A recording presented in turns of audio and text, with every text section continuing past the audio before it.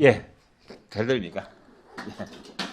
그 다음에 이제 드세요. 마소라 본문에서 다시 마소라 본문은 지금 우리가 주로 사용하는 모든 시브리어 성경을 갖다가 저 마소라 텍스트라고 말합니다. 그래서 이걸 갖다 이제 정경화 이제 원본은 없어지고 다 이제 사본입니다.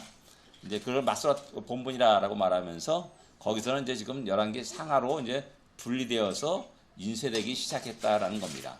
원래는 한 권입니다. 상하가 하나라고 할 수가 있습니다. 예. 그 다음에 기록자. 기록자는 우리가 모릅니다.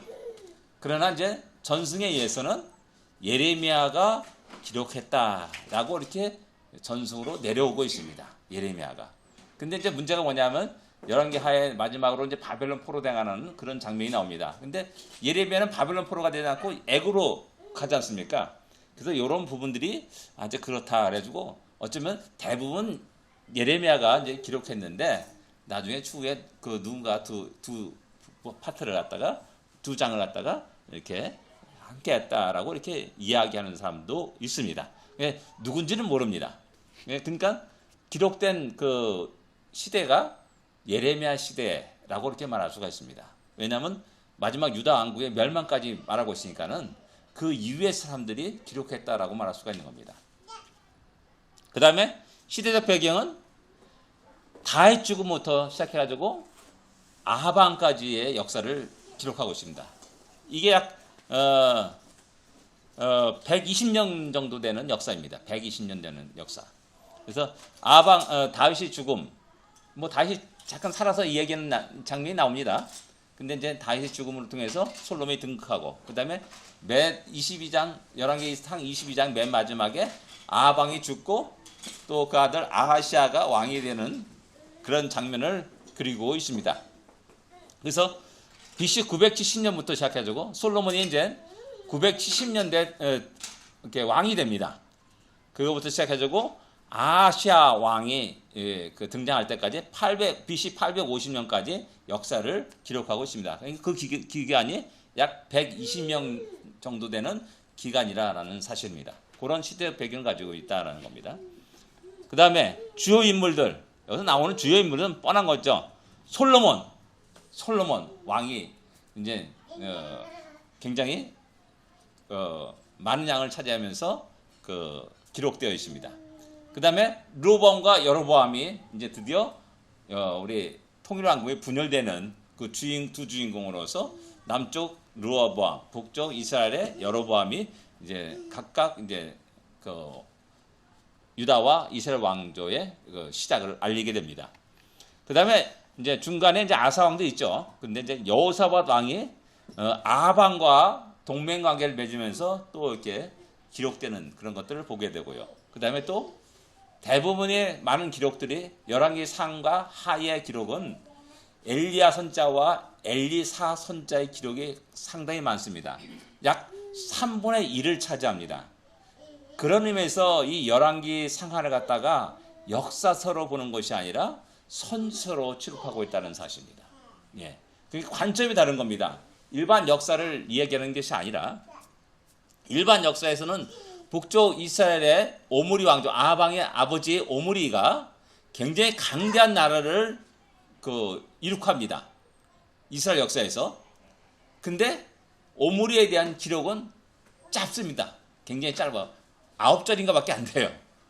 그 정도로 비록 세상 역사에서는 강대한 나라로 많은 주의 나라에 그 이름이 알려졌지만은 그러나 성경은 그의 역사를 갖다가 거의 취급하지 않고 있다는 사실입니다. 영적인 문제를 더 중요시 여기면서 그 기록을 하고 있다는 거죠. 그래서 아하방과 엘리야의 관계에서 상당히 많은 부분들을 이야기하고 있습니다. 예. 주요 내용들 뭐 알다시피 솔로몬이 등극하기까지 그 내용이 쭉 나오고요. 그 다음에 성전과 궁궐을 건축하는 내용이 나옵니다. 그 다음에 솔로몬의 타락의 내용이 나오고요. 그 다음에 왕국의 분열, 드디어 이제 솔로몬이 죽자마자 왕국이 이제 분열하는 그런 장면이 나옵니다. 그 다음에 이제 14장에 이제 특별히 이제 여로보암 아들이 아비야가 죽는 사건을 갖다가 또 이렇게 기록하고 있고요. 그 다음에 시삭에 의해서 예루살렘이 점령당하여서 모든 그 금을 싹 털리는 그런 형태가 모습을 보여주고 있습니다. 근데 여러 가지 정변들이 또 기록되고 있습니다. 북쪽 이스라엘 나라는 열왕기에서는 북쪽 이스라엘 왕조를 먼저 이야기하고 그 다음에 남쪽 유다 왕을 얘기하는 경우가 많습니다. 그러니까 중심된 기록이 북쪽 이스라엘을 중심으로 기록되어 있습니다. 근데 이제 역대기는 정반대로, 역대상하는 정반대로 남쪽 유다를 중심으로 기록되어 있는 책입니다. 그것이 약간 관점이 다릅니다.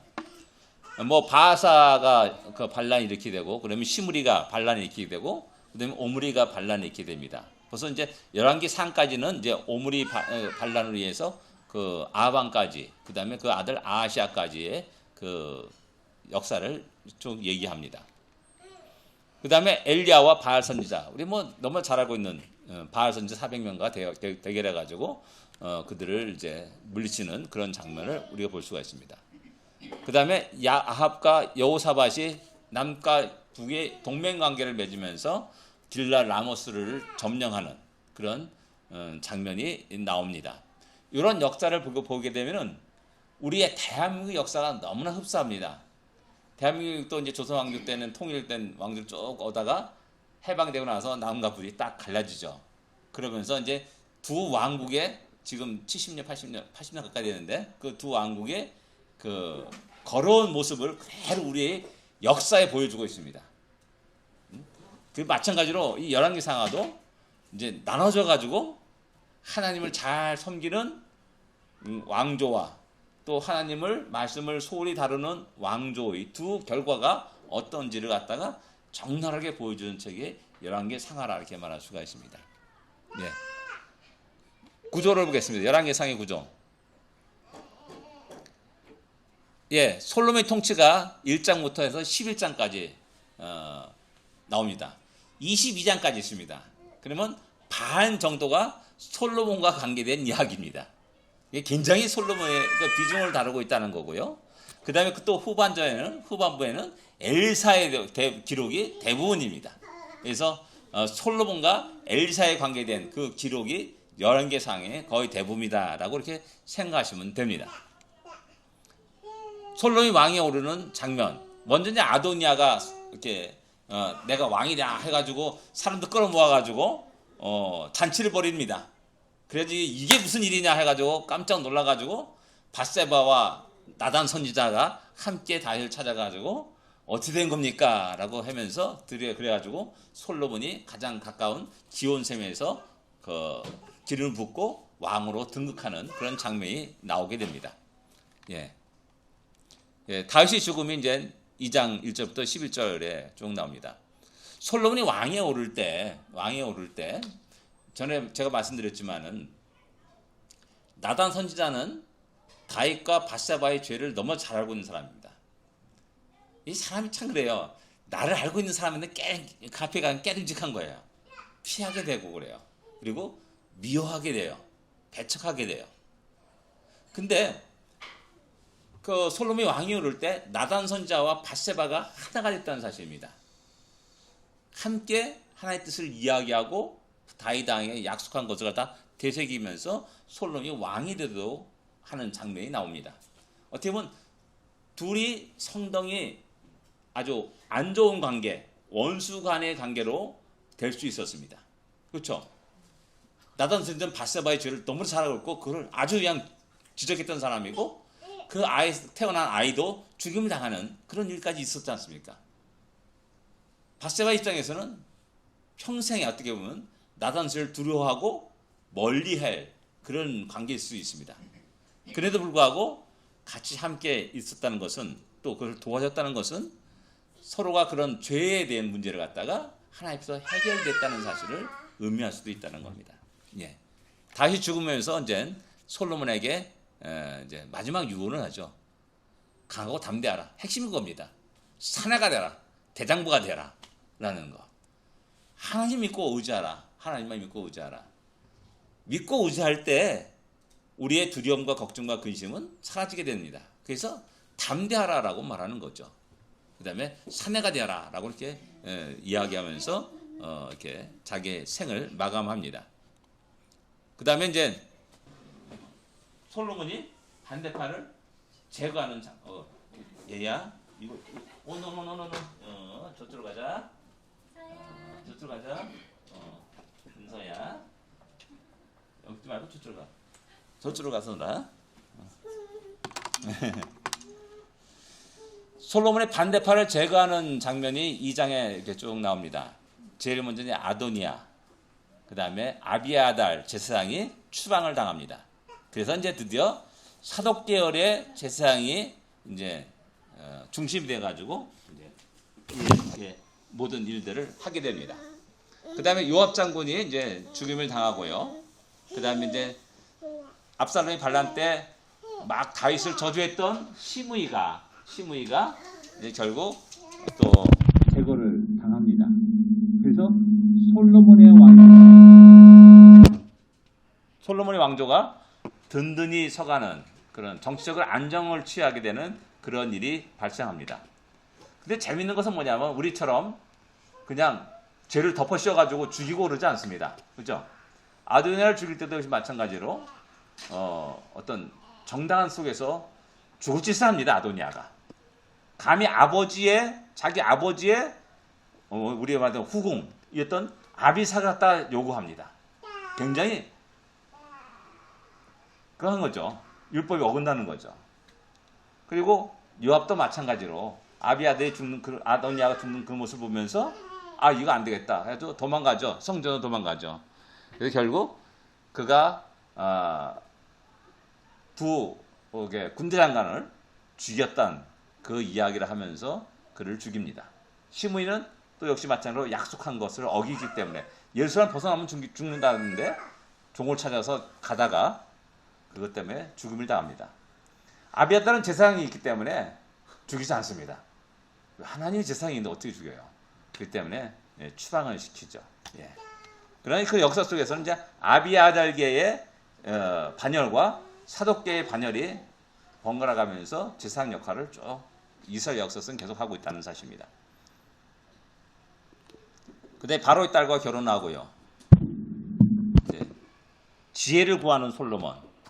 꿈에 너 뭘 구하냐라고 이제 꿈속에서 이제 하나님이 질문했을 때 지혜를 주시옵소서라는 그런 대답을 하는 솔로몬의 모습을 기록하고 있습니다. 우리는 뭘 구할까요? 하나님 재물을 주시옵소서, 큰 권세를 주시옵소서 라고 이렇게 하는데 솔로몬은 거기서 이 나라를 잘 지혜롭게 통치할 수 있도록 지혜를 구하는 그런 일을 합니다. 근데 여기서 이제 우리가 생각할 수 있는 꿈속에 나타난 그 장면 속에서 내 의지로 그걸 구할 수 있어. 꿈인데 어떻습니까? 내 의지로 구할 수 있습니까? 그게 좀 캐시 마크죠. 어떻게 보면 하나님께서 그런 꿈을 보여주시면서 어쩌면 솔로몬이 추구하고 항상 해야 될 건 하나님의 지혜라는 것을 갖다가 하나님이 우리에게 보여주신 것이라 할 수도 있습니다. 그죠? 그러니까 그런 면에서 이제 한번 생각해 볼 필요가 있고요. 그 다음에 이제 한 아기에 대한 지혜로운 재판이 이제 3장에 기록되고 있습니다. 두 여자가 서로 한 아기를 갖고 내 아들이다 뭐 싸울 때 그때 이제 솔로몬의 지혜로운 재판을 하게 되죠. 그 다음에 이제 솔로몬의 신하들의 쭉 얘기 나오면서 이제 그 다음에 솔로몬의 영화와 또 지혜를 얘기합니다. 그 시대에 얼마나 부강하고 화려했는지를 이야기하죠. 은을 갖다가 뭐 뽕나무보다 더 못하게 그냥 그렇게 여겼다라고 이렇게 이야기하고 또 하루에 얼마큼의 그 음식을 처리하는지 또 쭉 얘기하고 한 그런 내용이 나옵니다. 그 다음에 이제 드디어 이제 5장부터 7장까지 성전 건축에 대한 이야기를 합니다. 5장에는 성전 건축에 대한 준비를 이야기하고요. 그 다음에 6장에 쭉 넘어오면서 이제 성전 건축하고 7장에 넘어서 완성하는 그런 장면이 나옵니다. 이것이 이제 약 7년 2월부터 그 다음에 8월까지 했으니까는 3, 4, 5, 6, 7, 8, 6개월. 7년 6개월간에 걸쳐서 하나님의 성전을 건축하게 됩니다. 여기서 이제 이때가 애굽에서 나온 지 480년 되는 해다라고 그렇게 말합니다. 그래서 이것을 거슬러 올라가 가지고 우리가 BC 1446년이 출애굽한 날이다, 해다라고 이렇게 이야기하는 겁니다. 예. 그러면서 이제 8장에 넘어가면서 성전 완공에 대한 봉헌식을 하게 됩니다. 법궤를 옮기고요. 그 다음에 성전을 향하여서 이제 기도하고 또 맹세하게 되면은 하늘에 계신 하나님께서 들으시고 우리를 응답하여 주시고 죄를 사하여 주시고 다시 회복하여 주시옵소서. 군대에서 전쟁에서 패했을 때도 그러하고 포로가 되었을 때도 다시 돌아오게 하여 주옵소서라는 이런 기도를 쭉 합니다. 이때가 이제 7월 절기 때라 이렇게 말합니다. 7월 절기 때. 7월 절기 때 뭐냐면 티시리얼, 그 다음에 장막절 절기라고 이렇게 말할 수가 있고요. 또 그렇습니다. 그래서 성경에는 어떤 새로운 출발할 때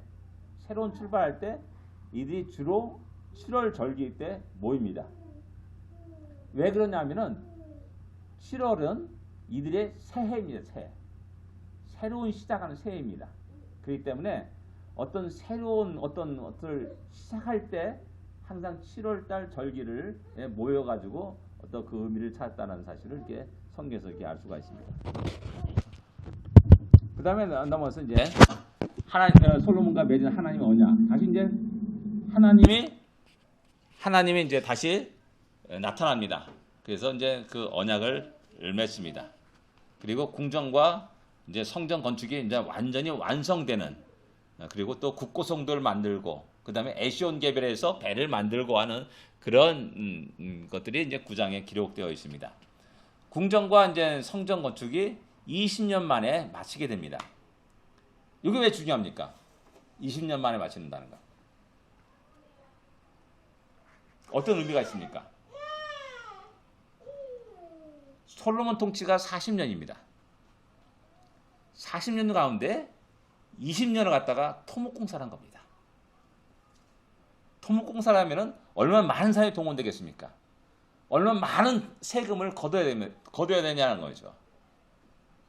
그러니까 처음에는 성전 건축의 거룩한 그 일에 모든 백성들이 참고 견디면서 그 일을 감당했습니다.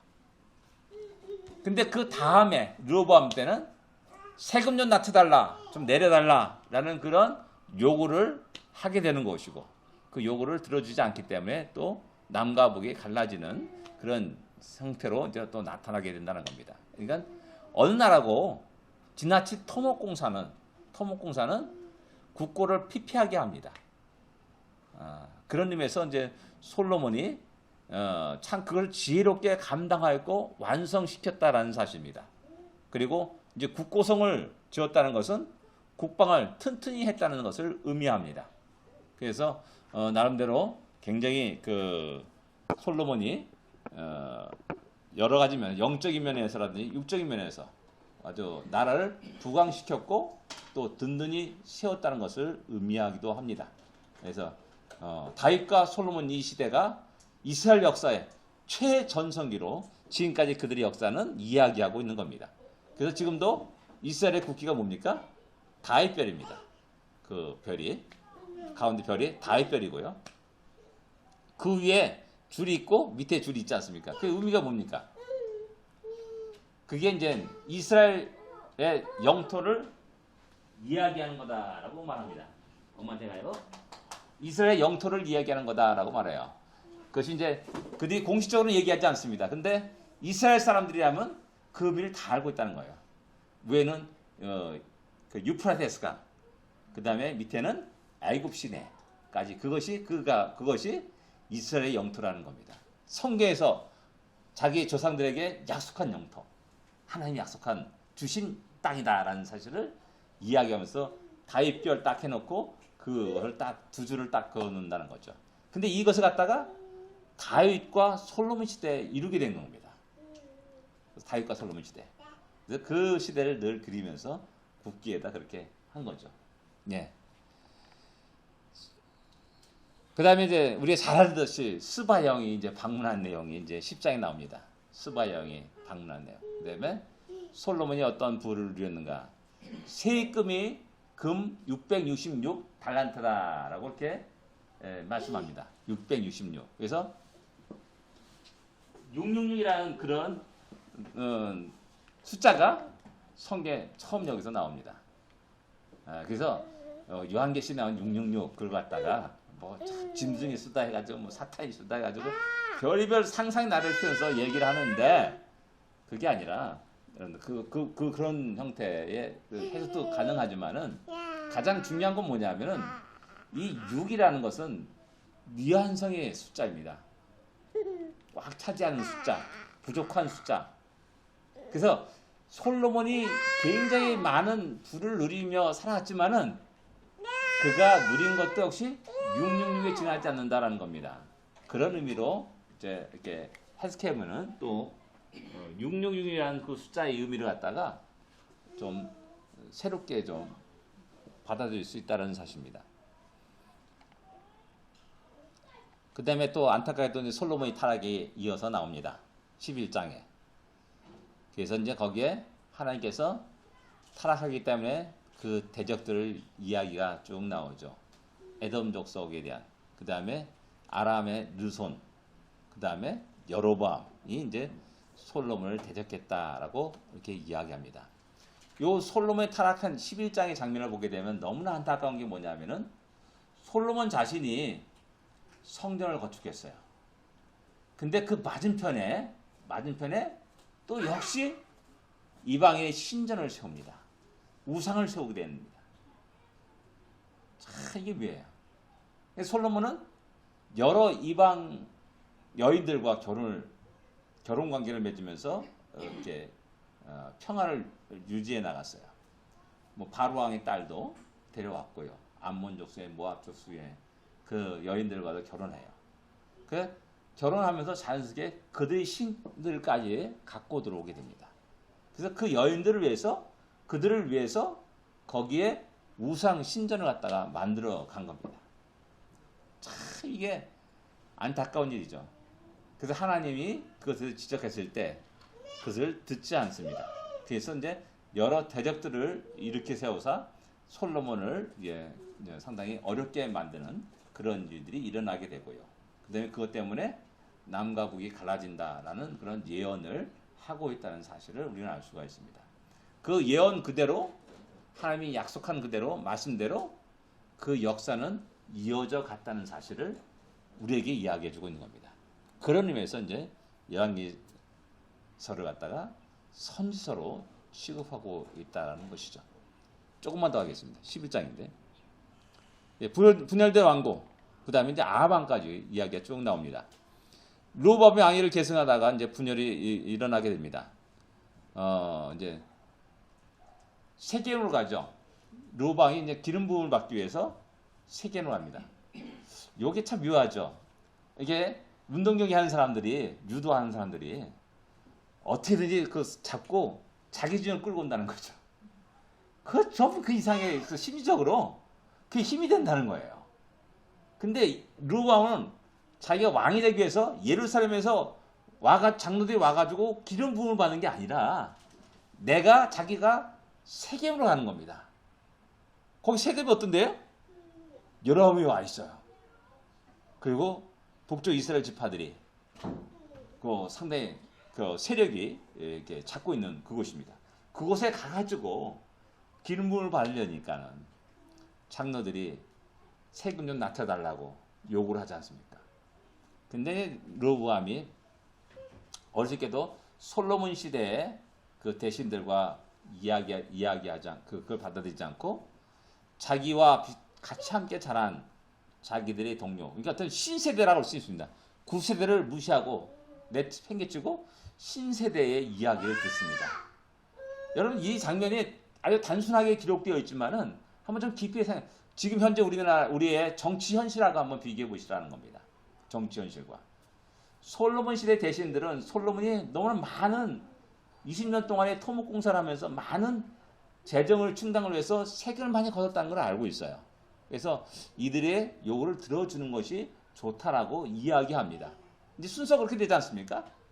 근데 이제 신세대는 어떻습니까? 부귀 영화를 누렸던 시대예요. 그들은 가장 번영기에 태어나서 뭐 번영의 모든 혜택을 누리면서 살았던 사람들이에요. 그러니까 또 뭔가 새로운 프로젝트를 가지고 시도를 해야 된다는 겁니다. 그때 새로운 프로젝트가 뭐예요? 돈이 더 필요하다는 거죠. 그럼 더 걷어야 된다라는 이런 주장을 펼치게 되는 겁니다. 이런 주장들은 지금의 정치 현실에서 그대로 똑같이 볼 수 있는 현상들이에요. 그래가지고 결국 그것이 이제 분열을 하게 되는, 남과 북이 분열을 하게 되는 하나의 어떤 표면적인 원인입니다. 그런데 깊이에 들어가면은 11장에 기록된 솔로몬의 타락으로 인해서 하나님이 그렇게 예언하셨고 말씀하셨죠. 더 이제 근본적인 원인은 솔로몬의 타락에서 나왔다는 사실입니다. 그 솔로몬의 타락은 가장 중요한 건 뭐냐면 하나님을 버리고 우상을 만들고 우상을 섬기도록 하는 것, 방치해 놓은 것, 그것이 이제 문제가 됐다는 겁니다. 거기서 이제 르호보암이 돌아와가지고 이제 드디어 이제 군사력으로 그들을 제압하려고 합니다. 그때 이제 스마야 선지자가 나타나가지고 등장해가지고 형제들이다, 절대 싸워서는 안 된다라고 그 전쟁을 만류합니다. 그때 르호보암이 그 말을 듣고 전쟁을 하지 않습니다. 그러니까 르호보암의 초기에는 나름대로 영적인 상당히 뛰어난 감각을 가지고 스마야 선지자의 말도 듣고 나갔다는 겁니다. 이게 중요해요. 이게 진짜 역대기에 보면 자세하게 나와요. 역대기에 자세하게 나오는데 그때 르호보암이 취한 게 뭡니까? 북쪽 이스라엘 여로보암이 국경을 봉쇄하고 자기가 원하는 사람들을 갖다 제사를 안 치니까는 레위지파 사람들과 제사장들이 설 자리가 없는 겁니다. 그게 다 어디 가요? 쭉 다 남쪽으로 내려온 겁니다. 그 남쪽으로 내려온 것이 결국 남쪽에 영적인 부흥을 이루게 된 거죠. 이 역사는 그대로 우리나라와 똑같습니다. 6.25 때, 이제 내일 모레가 6.25인데, 6.25 때, 북쪽에, 그때 당시만 해도 대부분 교회가 북쪽에 있었어요. 평안도에 있었어요. 그래서 모든 결정들은 평안도 노회가 다 결정하게 됐습니다. 평안남북도 노회가. 남한에는 거의 미미한 존재였어요. 교회가 거의 없던 상태. 근데 북한 공산 정권이 딱 들어서면서 김일성이 장악하면서 교회를 핍박하죠. 그래서 많은 신앙인들이, 목사들이 남쪽으로 내려오게 됩니다. 특별히 6.25 전쟁 때 거의 대부분 남한을 해요. 그들이 이제 남한에서 교회를 개척해 나가는 겁니다. 그래서 남한은 엄청난 부흥을 이루게 돼요. 영적으로 이제 큰 부흥을 이루게 되죠. 하나님은 그렇게 우리 대한민국을 사랑하셨다는 겁니다. 어떻게 보면 우리가 지금까지 이게 부흥한 나라가 되는 그런 근본적인 원인은 겉으로 볼 때는 뭐 새마을운동이다, 박정희 대통령이 여러 가지 이야기를 말하지만은 그러나 깊은 내면의 속에는 거기에는 하나님이 깊고 오묘하신 뜻과 계획이 있었다라는 사실을 알 수가 있습니다. 영적인 문제라는 겁니다. 제가 늘 얘기하지만은 그때 당시 지식인들이 어떤 사람들입니까? 유학 간 사람들이 어떤 사람들입니까? 대부분 크리스찬들이었어요. 장로의 자식들. 그런 사람들이 미국 유학 가가지고 학문을 배우고 대한민국에 오는 겁니다. 그렇게 이제 박정희 대통령 때 그런 대부분 사람들이 장관이 되어가지고 나라를 이끌어가고 정책을 세워나가는 겁니다. 그래서 그 당시에 제가 이제 국민학교 때 가장 이해하지 못했던 부분들이 뭐였냐면은 박정희 대통령이 뭐 개각하고 장관을 교체하고 그래요. 그럼 프로필이 쭉 나오지 않습니까? 그럼 대부분이 다 북한 출신들이에요. 아니, 왜 북한 출신들을 장관을 세우냐? 그런 의문이 어렸을 때, 중학교 때 막 있었던 거예요. 그게 지금 이제 예수 믿고 나서 이렇게 보니까, 한국 역사를 이렇게 보니까는 그 당시에 장관에 맡길 사람들은 크리스천밖에 없었다는 겁니다. 박사학위를 갖고 있는 사람들은 크리스천밖에 없었어요.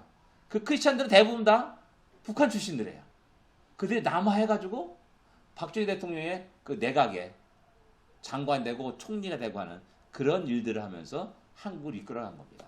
그것이 이제 한국의 경제적 놀라운 부흥을 이루게 되는 것이죠. 그런 의미에서 6.25 전쟁은 어떤 사람이 말하기를 감춰진 하나님의 복이다라고 이렇게 표현한 사람도 있습니다. 어떻게 그렇게 잘못 말했다가 총리직에서 나간 사람도 있었죠. 예. 베델과 단에 금송아지를 세우는 사건이 이제 12장 25절 33절에 나옵니다. 이 사건은 천추의 한이 되는 사건입니다. 북쪽 이스라엘을 얘기할 때 언제나 예외 없이 따라오는 말이 뭡니까? 여로보암의 죄, 여로보암의 죄라는 그 단어가 모든 왕에게 따라오는 겁니다. 여로보암이 뿌린 그 씨가, 악의 씨가 자라가지고 계속 북쪽 이스라엘을 지배하고 있는 그러한 형국을 볼 수가 있다는 사실입니다. 근데 요때 이제 우리가 생각할 수 있는 것은 뭐냐면은, 여로보암이 베델과 단에다 금송아지를 만든 그 사건이 어떤 의미를 갖고 있냐. 이게 어떤 종교의 어떤 개혁이라고 할 수 있습니다. 그러니까 이제 어떤 하나님의 율법과 틀 속에서 딱 제사를 드리고 하는, 예루살렘 성전에 나가서 제사를 드리고 하는 그런 어떤 틀들은 어떻게 보면 보수적인 그런 시각을 갖고 있다라고 말할 수 있습니다. 왜 너희들만 제사를 지내냐? 우리들이 제사를 지겠다. 왜 레위만 어떤 제사장들만 제사를 지내냐? 아니다. 하나님 백성 모두가 다 거룩하다. 누구라도 원하면 제사장 될 수 있다. 라고 말하는 겁니다.